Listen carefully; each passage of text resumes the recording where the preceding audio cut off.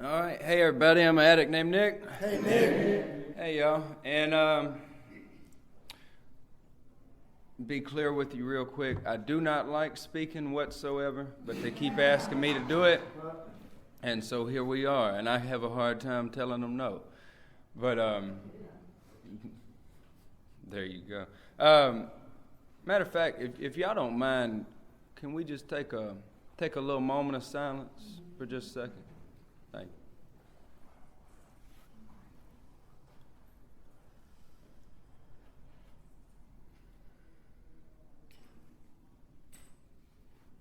you. All right.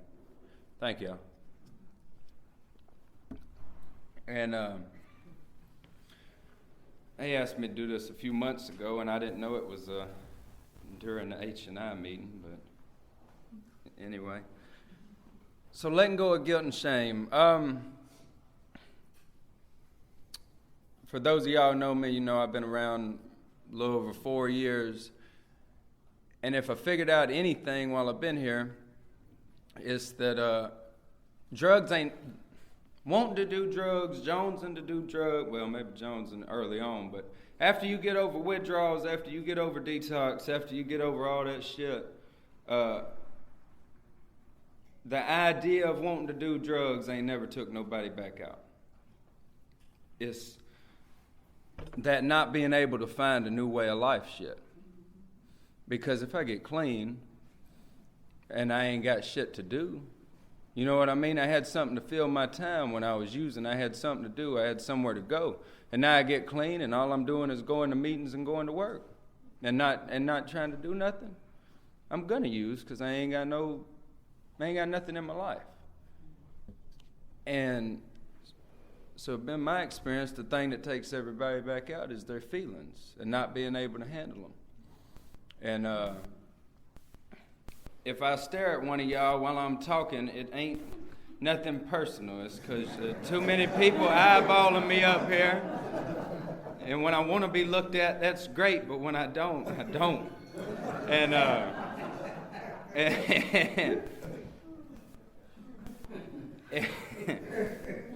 so talking about letting go of guilt and shame, man, and honestly, first 2 years, man, I thought I was working on some shit, but really I walked around with my head in the clouds. And but it did give me a chance to experience some raw, unfiltered, unedited emotions that I wasn't really ready for and didn't know how to cope with. And before I can get over something, figure out how to get past something, I got to figure out what it is. Because when I was using, before I got to this program, I didn't even understand what feelings were. See, guilt and shame for me, man, if you don't believe in God, that's cool, but that ain't my story. Guilt and shame for me is something God put in me so I can learn a fucking lesson.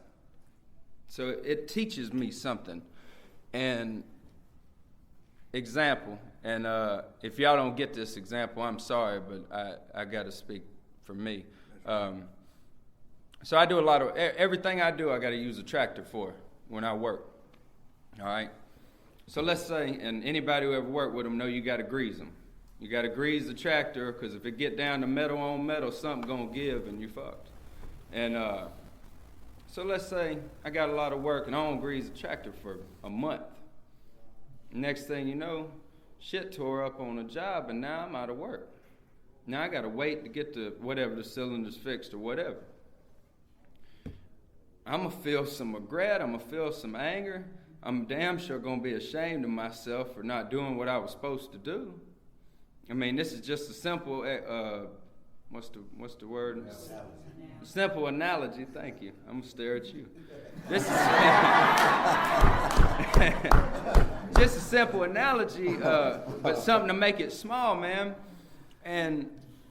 But the cool part about those feelings that I'll catch from that is, if I use them the way I'm meant to use them, that shit won't never happen again. You see what I'm saying? Not that way. Might happen another way, but if I use them the way I'm supposed to use them, it won't never happen again. That thing will stay greased because I don't want it to happen no more. All right? Problem is, I'm an addict, And I have very poor coping skills when it comes to my feelings. And before I know it, if I don't try to use them the way they was meant to be used, somehow I figure out how that was somebody else's fault. And then my guilt and shame will turn into self-loathing. Because I don't know why, just cuz. And then we get in, then next thing I know, I'm in this destructive little ball, you know what I mean? Because I ain't learned no lesson. I ain't figured it out, and I'm bound to repeat the same thing over and over because I just won't use my feelings the way they was meant to be used. Kind of like, character defect. God gave me something, and I took it and fucked it up. And the other thing I had to figure out that was big for me is what the real guilt and shame was and what the guilt and shame I made up was. Because we won't get into this because, oh shit. I got plenty of time. We won't get into it. But me personally, and I know join the club, I know y'all can relate. My childhood was real grimy. You know what I mean? And just go on and imagine it, and that's what was going on. It was just some grimy shit going down all the time. And it was funny because I couldn't even rebel because my dad was a criminal. So I didn't even have nothing to rebel against. I didn't know how to take this shit out. You know what I mean? I got a pot leaf necklace, and Pops was like, I like that. Where'd you get that, man? You know what I mean? I couldn't even rebel right. But I had a lot of stuff that I was feeling, especially when I got in the program, and I remember it. I don't share this much. I had 2 years. It was right at 2 years, because like I said, them first 2 years, I walked around with my head in the clouds, feeling good. It wasn't the pink cloud the whole time. There was some bad times, but everything was real simple, pretty easy. And one day, I was sitting in my living room, and I talked to a guy one day I was sitting in my living room, and all these feelings from 20 years ago decided, you know what? I believe you're ready for this shit. I believe you're ready for it. Just barely. And if I hadn't had a real good friend in my life at that time, I might not be here, because it was right on the edge. You know what I mean? And anybody tell you them feelings ain't real, they're wrong, in my opinion. That's my opinion. I know y'all, they're not real. Fuck. Can you feel that? Yes, sir. You felt that? Yes, sir. If I can feel it, it's got to be real. You know what I mean? And it hurt more than any physical pain ever hurt. I got my foot got crushed under a tractor bucket one time, and that was the worst pain I ever felt, but it wasn't nowhere near that pain I felt that day. Not even close. And the other thing is, nobody can make me feel, if all of y'all in this room jump on me and try to whoop my ass right now, which you're going to have to work for it. But if you do,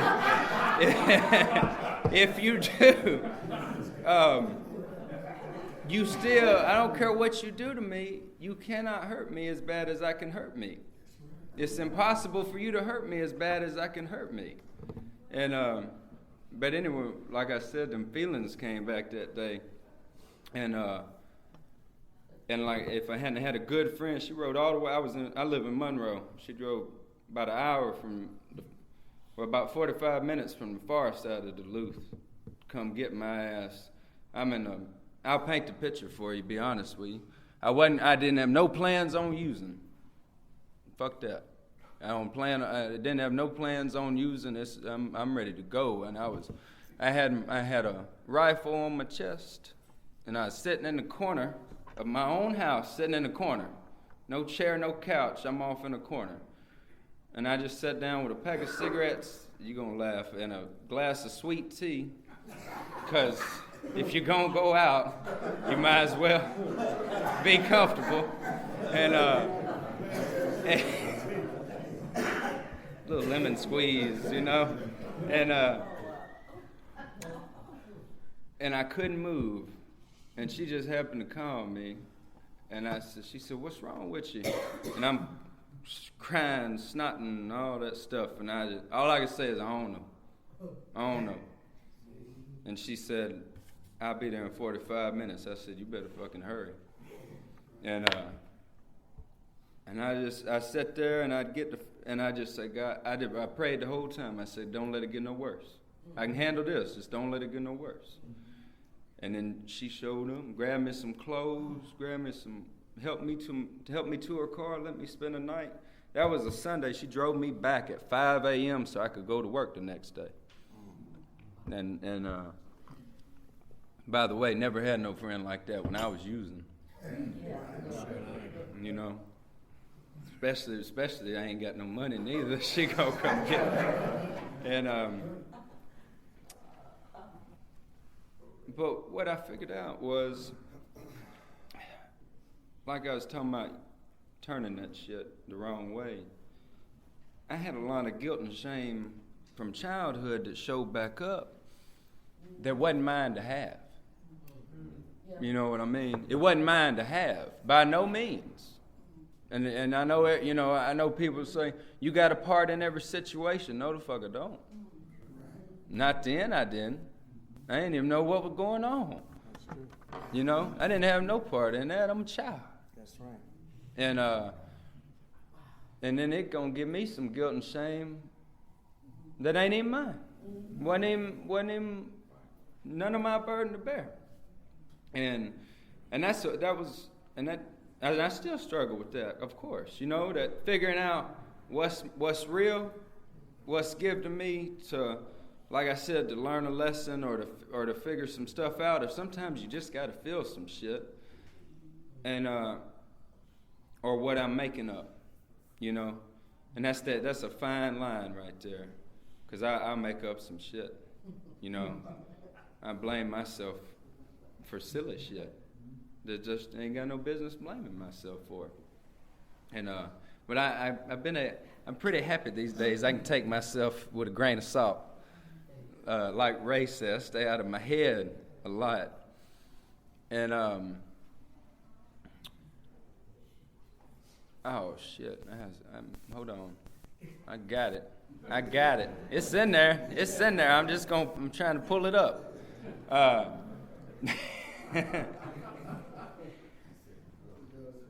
But hold on. Shit. Damn, man. Oh. I know I got it in there. I got to thinking about something. But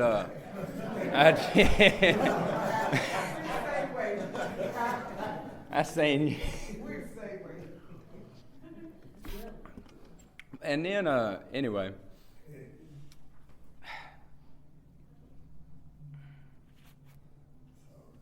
Thank you. The other thing is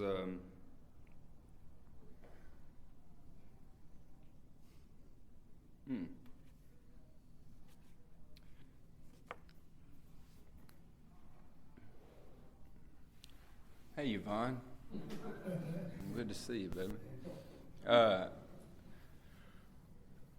What was the last thing I said? I know that.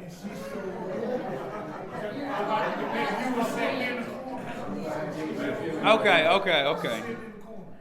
That'll work. I'll come from that. Thank you. That's what I needed. So, it's about 5 different things. So okay, what to do to get over guilt and shame? We'll just switch it over. Yeah, no problem. For me, man, and this is work with every feeling I got. and it's real simple. It's real simple, and it's not even. It is program based, but it's not program based. And you see what it really is. All of it is. But I have to live. Integrity, man, is what saves my ass with all my feelings. If that makes any sense to you. And what I mean by that is, I've been clean over 4 years. I ain't never missed a day of work. I know that sounds like some simple ass shit, but I've been clean over 4 years. I ain't never missed a day of work.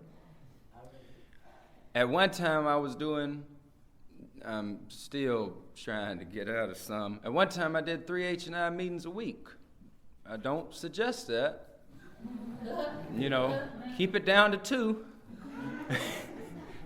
But you ought to do 1 now, I'm telling. Anyway, keep it down to 2. But I had to do these things because my self-esteem, and I didn't even know this when I got here, my self-esteem was so damn low. But see, you wouldn't know it. You wouldn't know it. My self-esteem was so low, but I wasn't here to tell you. And that was the biggest problem when I got here. I had a real problem that why didn't you understand what was wrong with me? What is wrong with y'all? Damn, man, you say you got 23 years clean and you don't know what's wrong with me? What the fuck? I mean, I ain't told you shit, really. I've been lying to you the whole time, but you can't see through it.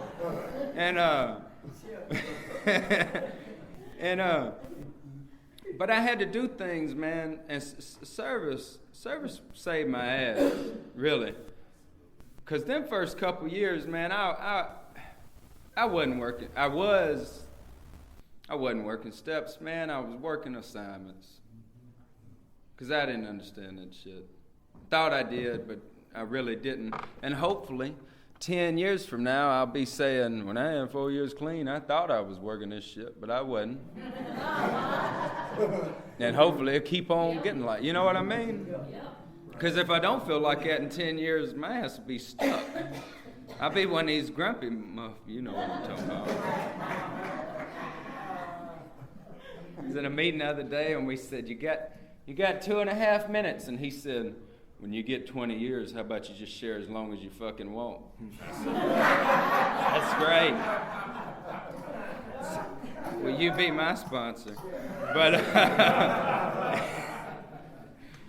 But I had to do some shit that gave me integrity, man. I had to do a lot of service. I sponsored some. I got a sponsee next door. He said he's a H&I guy too. He said, I'm torn. I said, no, you ain't. You taking your ass to the H&I meeting so you can tell me what went on. And you know what I sound like. And yeah, man, I just didn't turn down no service. I still don't hardly turn down no service. Because it gives me integrity, man. It gives me this purpose. And it gives me this, makes me feel good about myself, man. Be like if you told, is it that time? Or you just clearing your throat? Okay. No. Be like if you told somebody who ain't never, like somebody moved to this country and ain't never got to vote and all of a sudden they getting to. Does that make sense? You get that integrity. You get something you feel good about yourself for. And now, man, I'm not guilt and shame free because, they say letting go of guilt and shame. The only way I know how to let it go, man, is understand what it is and try to learn my lesson from that shit, if that is what it is, and then just live on. You know what I mean? Because the shit gonna hurt. That's something I had so twisted about this program. This program don't make me not feel. I'm gonna feel the same shit I'd have felt if not for this program. This program, all it does is teach me how to handle my feelings, how to cope with my feelings, man. Cope through life, and that's how I find a new way of life. And really, man, that's the hit for me, man. That new way of life piece. I know it ain't quite on topic, but a lot of people miss that. And I missed it for a while. I guess it was a good thing, though, because I needed it to be all about NA all the way. for a while. But a lot of people miss that, and they're missing out. Because you want to just, God bless you if you go to a meeting every day and you do all, and that's not me. I've been fortunate enough, I have found a new way of life, man. And found some shit I enjoy more than I ever did. I tell you straight up, I want to go fishing, I want to go play pool on Friday, and I want to go to work, and I want to enjoy the people I decide to be around. And I go to meetings and service and all that. Other than that, I don't really give a fuck what happens. I really don't, man. And by the way, and it ain't that I don't care if you like me or not. I just ain't got time to worry about it.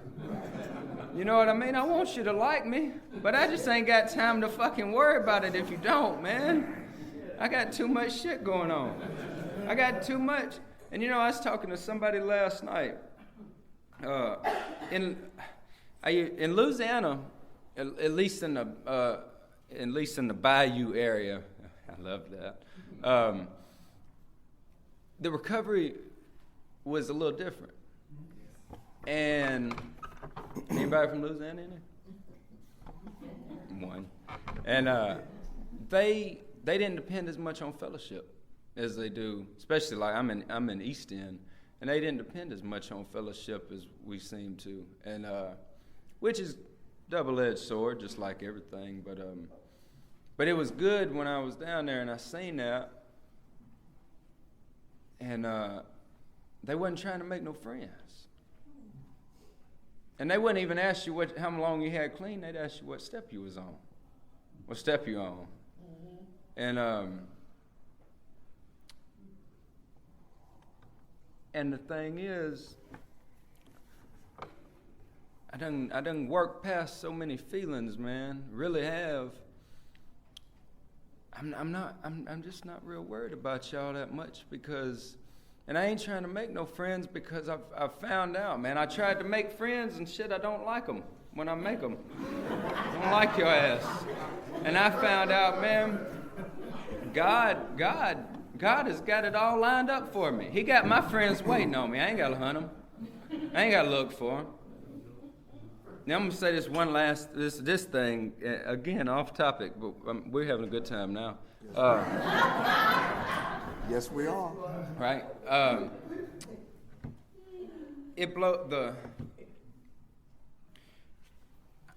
I come from a place, I come from a meth town. Matter of fact, it's actually, I think we got bumped to the 6th. We went down to the 6th most dangerous place in Georgia. And little ass town too. And then when I lived in Vicksburg, that was the most dangerous place to live, even more than Jackson. And the thing was, we had this whole attitude of, if you don't look like me, if you don't sound like me, if you ain't from where I'm from, fuck you. Like 100%. Don't care nothing about you. Don't care what happens to you. Fuck you. And do not come here trying to buy some shit because we're going to take you. And what's so crazy is, man, this program, last Friday, I went fishing with my fishing buddy. He's a 60-year-old black man from Pittsburgh. I love that dude, man. I'd rather go fishing with him than anybody. Sometime next year, I'm going to be the best man at a fucking lesbian wedding. That same girl that come pick my ass up.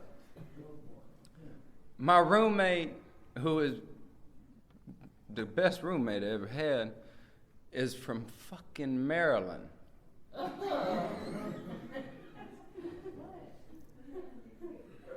I would not have fucked with none of these people when I was using. By no means whatsoever. And now, what's crazy is I've been clean and done all this, And the last time I went back to see my family, I go to Vicksburg and then I go to Baton Rouge. I get a week off and I split it up. I found out that I love them, but my people ain't my people no more. You know what I mean? And that hurt to realize that. But it was freeing as hell. Because now I can be me and I ain't got to be that. And I appreciate y'all letting me share. Thank you.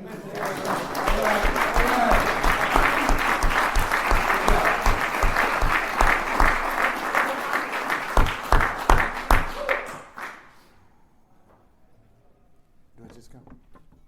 Hey everybody, my name is Nate Mack and I'm an addict. Hey Nate. And Nick said I should go first, but I'm going to say that's a tough act to follow. I heard him say that he had 4 years, and the beauty of this program is that when people say, like he said he got 4 years, but what I hear from him is 15 or 20 years. That's where recovery has come to. Now, if I knew him and did this and did that, and I do it all the time, somebody come to me and say, well, how much time Nick got? I'll say, I know it's 20 years because that's the way he lived.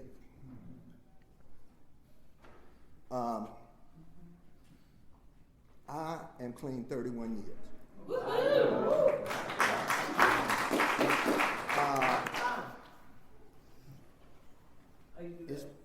The way you do that is, I was here when it was 4,000 addicts.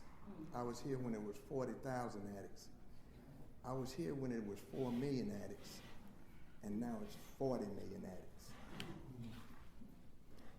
And what I would say to you is categorically that the broader the base, the higher the peak. Mm-hmm. When I got here, the base was like this. Mm-hmm.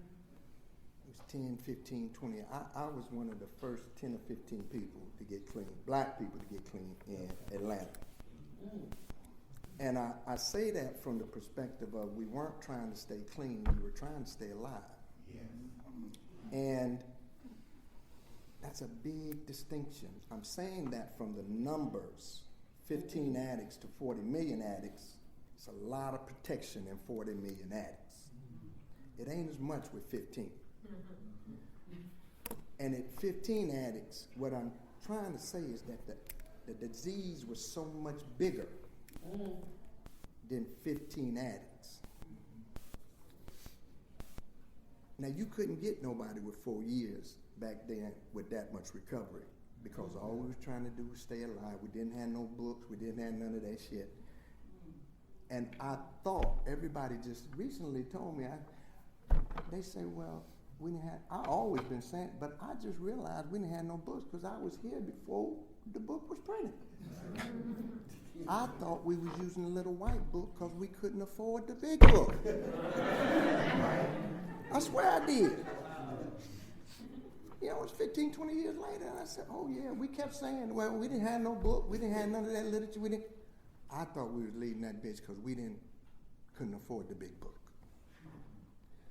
And I want to say this, and I want to say this with all the experience that I have.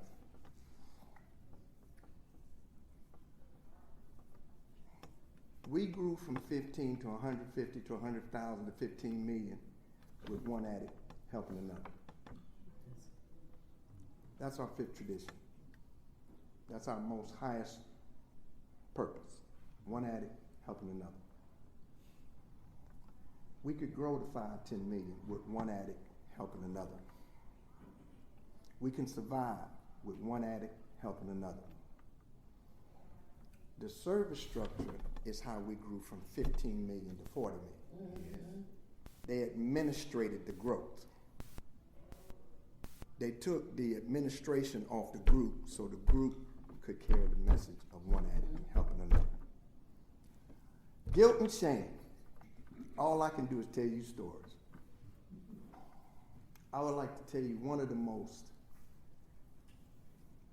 prolific stories for me is when I got here, I was one of the first, if not the first,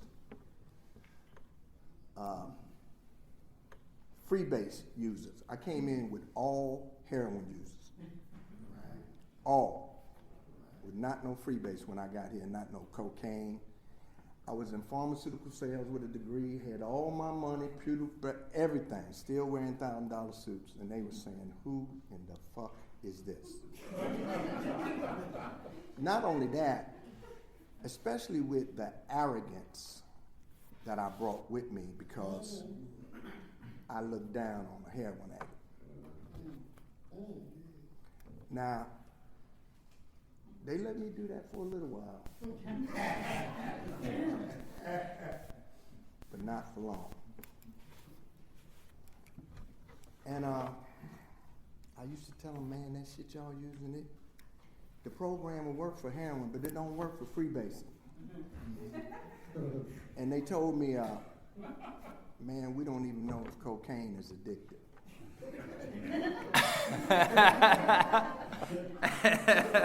We don't even know if you belong here. By the grace, I wanted to hear that. By the grace of God, I had a sponsor, and he would always whisper to me, "You the biggest dope fiend in here. Don't listen to that."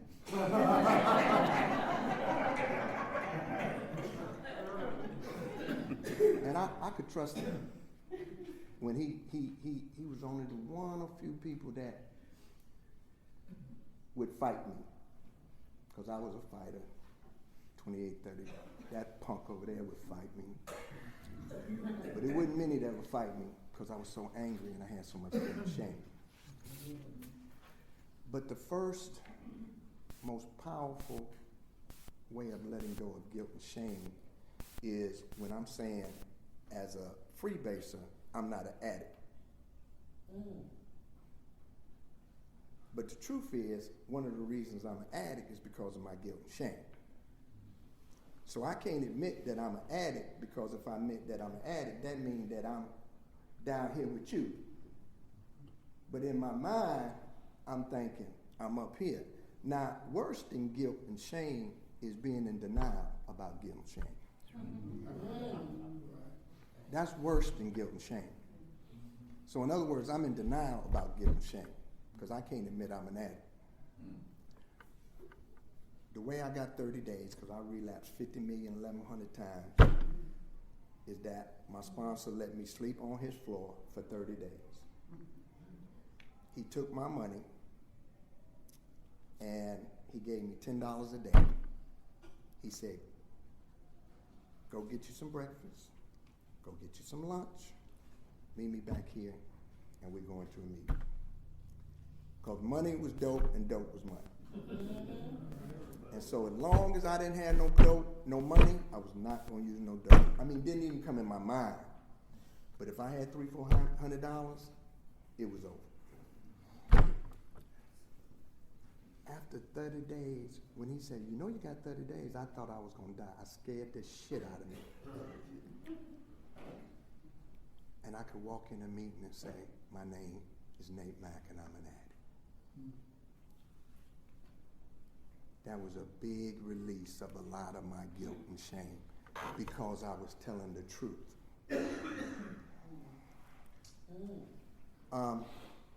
And I want to address, there are many manifestations of recovery. You are right and I'm right. And when we speak of feelings, when we say that they're not real, they shouldn't say that. What they should say is that they're not always the truth. And they're not. And you got to think of a feeling is an emotion. So that tells you right there it's inexact. It's just something that happens. But when a feeling is held on to, it becomes an emotion. When you have a feeling today and you let it go, it's gone. But when you have a feeling today and you hold on to it, it becomes an emotion. what I can tell you is that guilt and shame is very easy to get past. Not simple. When I say easy, I don't mean I say simple, I do not mean easy.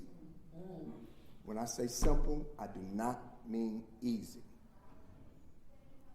And when we say simple, it's a simple program. We do not mean easy.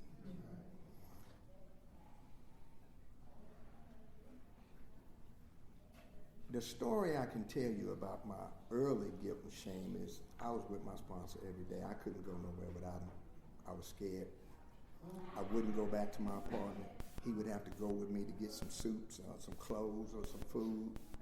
He paid my bills. And I tell you, I was making $100,000 a year, and my sponsor was making $14,000, and I didn't care if he stole the money. If I could get another day, after 5 or 6 months, and he told me how much money I had, I said, what we gonna do with that? He said, you ready for it now? I said, oh, hell no. And I said, what we gonna do with that? He said, we going to some conventions then, shit. We took that money and we went all over the country. And he kept the money and he paid for everything, and I stuck with his ass. I didn't know how much money I had for about 8, 9, 10, 12 months, and did not care. Early, of course, my behavior was so aberrant, was so ugly, was so addiction related. I used to go to my sponsor and I would say, hey man, they talking about us.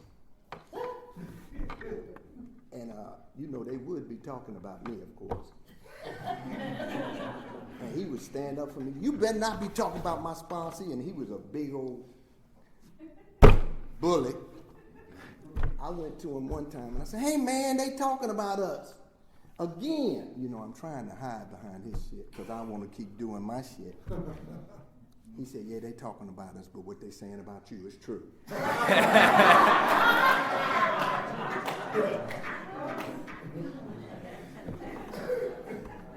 So you're on your own now. You got to stop doing what you do. The thing about guilt and shame as a human being, as humanity, is we think we can handle it. And as I've gotten this far, I realized that I can't.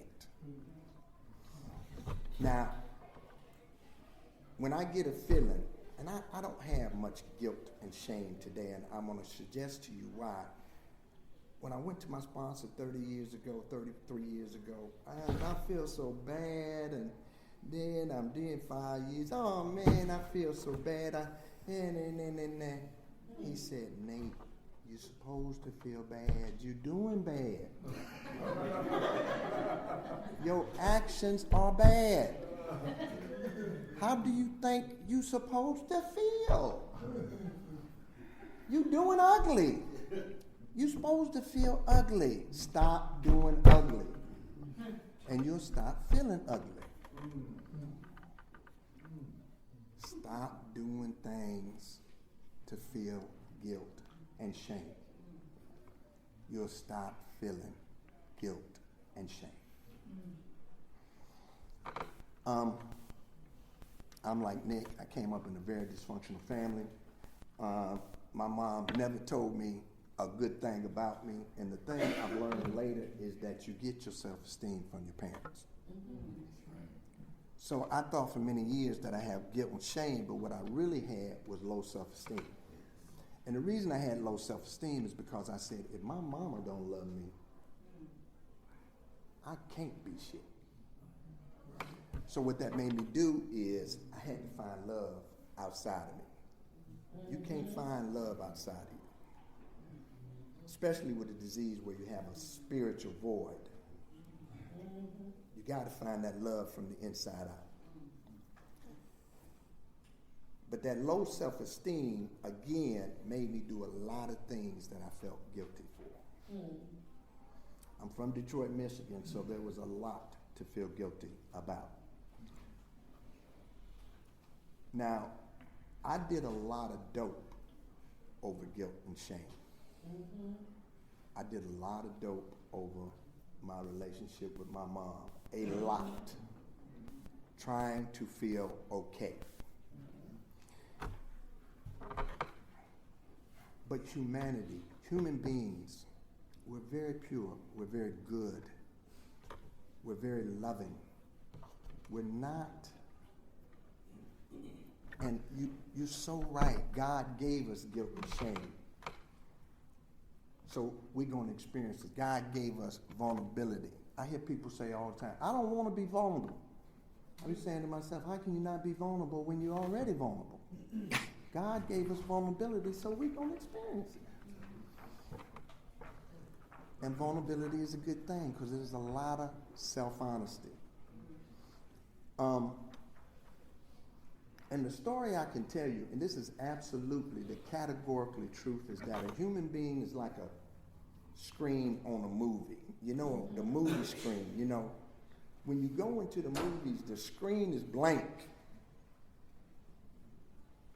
Just a white screen. But when the movie starts, you see a lot of guilt on the screen. And for that moment, you might feel guilty. But then the guilt go off the screen. It ain't no more guilt. My problem is that I held on to the guilt that's off the screen. Then the shame come on the screen. But I'm not the shame. The shame is just on the screen, and the shame passes. The problem is that I hold on to it. The beauty of it is what this is about, is letting it go. But I must say this. As an emotion, negative emotions, they have a tremendous negative effect on your mind, your body, and your spirit. And the reason is because they build. If you got a negative emotion, you got one, but when you hold on to them, they get to be 1,000. And an emotion actually can be held in the stress of your heart, your stomach, your legs, all this shit. That's why when we feel better for doing the program, we feel a freedom in our bodies too. Because we letting go of a lot of that shit. You feel freedom.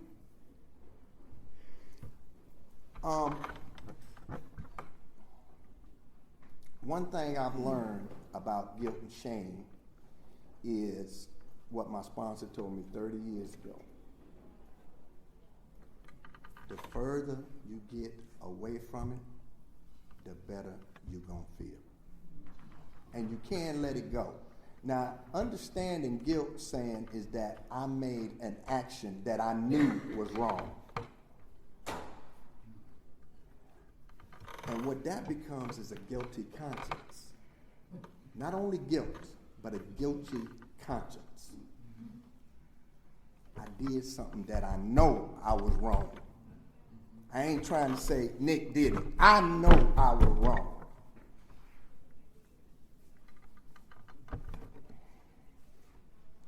In this program, we get a conscience. What I say about a conscience is that little bitty voice that say, don't do that. Even when you don't know why it's saying don't do that, don't do that. Because that bitch don't never lie. When it say turn left,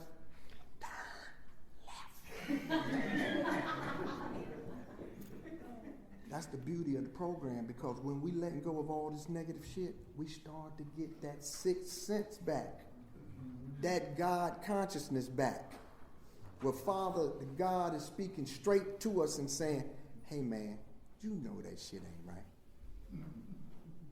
You know that ain't who you are no more.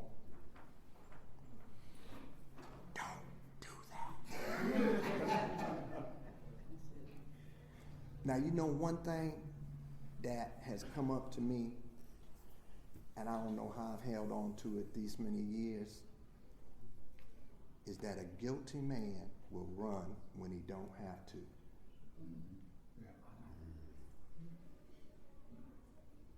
A guilty man will run when he don't have to. When I do something wrong and I know I'm wrong, you might not even know I'm wrong. I'm gonna run.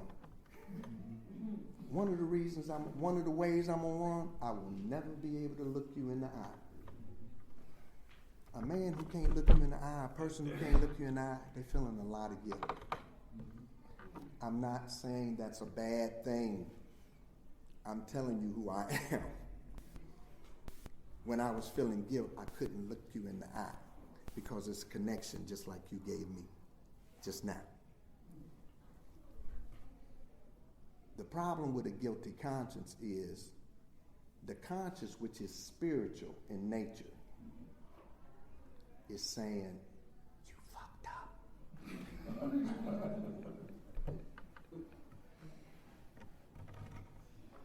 The problem with a guilty conscience is I'm the one that's punishing myself. Now, of course, we have steps 4 through 9 to address this guilty conscience. We have this. We have it. But listen, steps ain't magic. They take time. It's just like I had to commit an action to do something. I had to live my way into that guilt. I got to live my way out of the guilt. Steps ain't no magic shit. You got to live that shit, and then you get further away from the guilt. And you can let it go. And you can say, damn, I did mess up. But I am a child of God. I need to tell somebody else how I messed up and how I feel, which will make me feel so much better. And I need to admit it, and I need to say, I ain't going to do that again. Now, the magic of being clean for a long time is you get that conscience. And one thing you don't want is you don't want these negative feelings. So what we don't do is we don't do shit to get negative. Because we know once we put our hand in that fire, we're going to get burned. Because it done happened too many times. Now, in my program, I like everybody and I love everybody. But I do that for me. I don't let you get in my head. Even if you fucked up, I don't care what you, I still like you. I still love you. Because I promise you, you ain't never did nothing as bad as me. So one thing you're going to find is you will not find me judging another addict. Good thing about having somebody who's known you for 32 years also is you can't lie. Because he remembered who I was.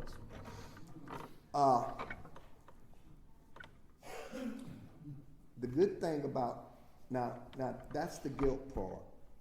The shame part is like beating yourself up. Very similar to guilt. But you're beating your own ass. You know? And the problem again is I live my way into guilt and shame. I gotta live my way out of guilt and shame.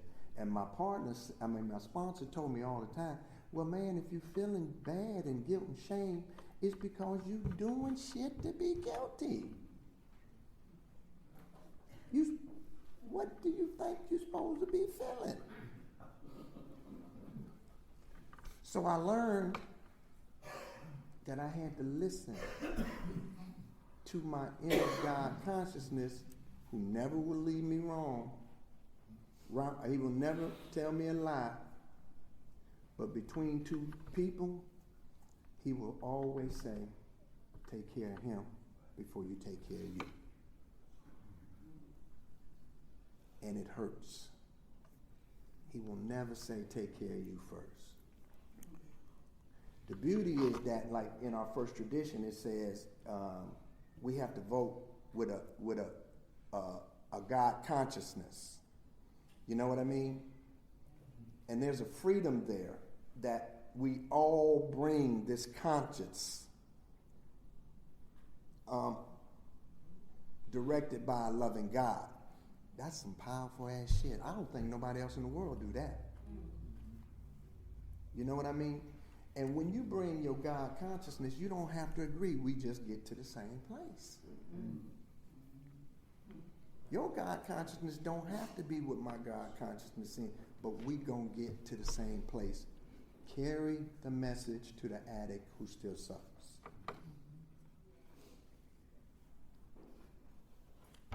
That's what God consciousness is going to do for me. Now, with this kind of time, really and truly, even with 4 years, you responsible for the atmosphere of recovery. I'm responsible for the atmosphere of recovery. Because you know the program. I heard it. And you are executing the atmosphere of recovery. You're responsible. People who come behind you, you let them know. You're doing service. You ain't talking it. You're improving the atmosphere of recovery. And the reason we do that is because the next addict who moves in, he has to have a nurturing environment. We're responsible for the atmosphere of recovery, so the next addict who walks in here will feel welcomed. He won't feel like he got one day. He won't feel intimidated by my 31 years. He'll just be saying, I just need one day of not using no dope.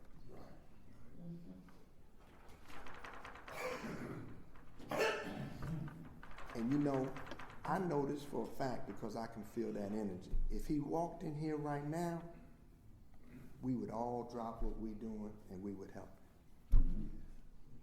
Not this workshop, not me, not them pretty goddamn tattoos. We would all help him. That helps me let go of guilt and shame. Me loving another human being, a suffering addict. When I do this, I can let go of guilt and shame. I can let go of my ugliness because I'm now doing God's will. And more God's will is going to outweigh guilt and consciousness, guilt and shame. Now, I'm going to tell you one thing about me at 31 years. I follow much more than I lead. Now, if you ever seen anybody about a group conscious, it's me. Because I'm going to tell you, I do not like a lot of this shit that's going on. But when they take a vote, I go with the group conscious. Why is that? The reason I do that is I don't care what the subject is. And I'm telling you, sometimes, you know, the group conscious is not right. It's not always right. And it's not always about carrying the message to the addict who still suffers. Now, when it's wrong, I'll go with it, but I'm not going to participate in it. I'm not going to do nothing that don't carry the message. Now, I might hear my home group say, okay, we need to do this, this, and that. And I know it's outside of the traditions. I tell them, but they go with it. I let them do it, but I'm not going to participate in that. So, and I'm not going to tell you, teach you about the program of Narcotics Anonymous. I'm not going, unless you ask me. I would tell you why we're not supposed to be doing that. I would tell you why it hurts the addict who traditions. All of the traditions, we're at a point now, 40, 50 million, where the steps are less important and the traditions are more important. The reason for that is at 40 million, we got to stick together. We got to be on one accord. My opinion doesn't matter. What I think doesn't matter. The traditions say, carry the message to the addict who still suffers. That's the plane I have to be on. If you want to let go of guilt and shame, carry the message to the addict who still suffers. That will change your life. That will increase your self-esteem. Like letting go of guilt and shame ain't magic. In other words, it's still there. You did that bad thing. But you got to do good things to move on. NA is good things. Tradition is about me and you. It's about us. It's about this energy that's in here right now.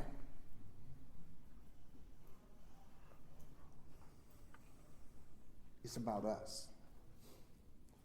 You know, when I say that, and it's very appealing to me, because I study the traditions a lot at this state of my recovery, and every tradition is designed to protect the fifth tradition. And the wording of the fifth tradition is our primary, our highest purpose. Our only reason for existence is to carry the message to the addict who still suffers. Every other tradition is designed to protect that tradition. Everyone. If you study it and look at it, when we get a group consciousness, we saying we get in a group consciousness because we together. But we get in a group conscious to serve this fifth tradition. That's an easy way to let go of guilt and shame. This program, the action of this program, and I have to tell people the steps and the traditions. I need you to stop me when I get 15 minutes so we can have a group discussion, okay? That was 7 minutes ago. Okay, we're going to have a group discussion. Okay. Floor is open. Caroline.